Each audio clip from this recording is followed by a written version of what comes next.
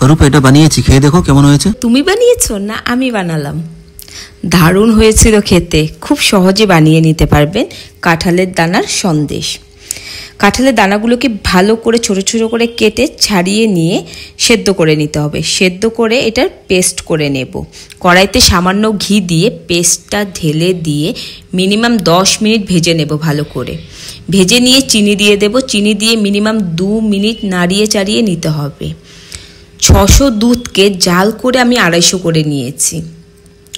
দুধটা দিয়ে ভালো করে 2 থেকে 3 মিনিট নাড়িয়ে চাড়িয়ে ভালো করে মিক্স করে অল্প পরিমাণে কনডেন্স মিল্ক দিয়ে দেব। দিয়ে মিনিমাম 5 থেকে 6 মিনিট ভালো করে ভেজে নিয়ে যখন শুকিয়ে আসবে তখন কি করব, সামান্য পরিমাণে ঘি দিয়ে নামিয়ে নেব একটি পাত্রে।